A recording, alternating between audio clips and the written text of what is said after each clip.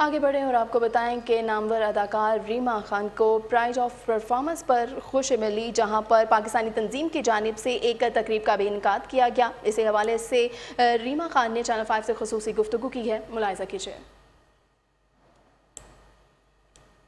ملنے کی خوشی میں واشنگٹن کی ادبی تنظیم سول نے ایک تقریب کا اہتمام کیا۔ مقررین نے اداکارہ ریما خان کی فنی خدمات کو خراج تحسین پیش کرتے ہوئے کہا کہ انہوں نے جس ذوق و شوق سے فن اداکاری کو جلا بخشی ہے وہ اپنی مثال آپ ہے۔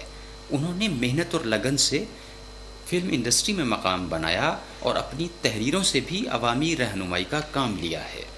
ریما خان نے نہ صرف اسلامی پروگرامز میں اپنی صلاحیتوں کا لوہا منوایا بلکہ ٹی وی اسکرین پر بھی اپنے فن کے جوہر دکھائے۔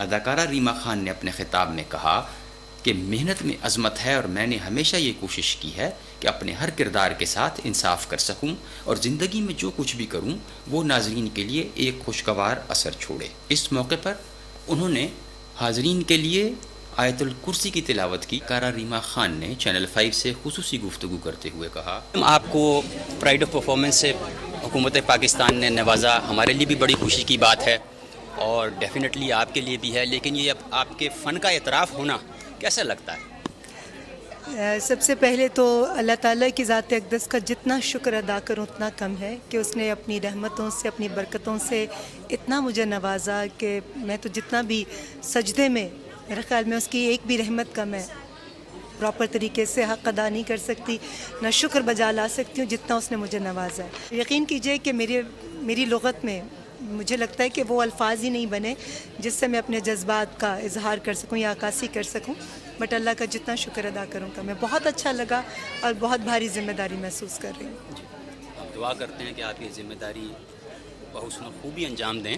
کشمیر کا حالیہ ایشو بحیثیت پاکستانی، بحیثیت ایک مقبول فلم سٹار آپ کیسے دیکھتی ہیں؟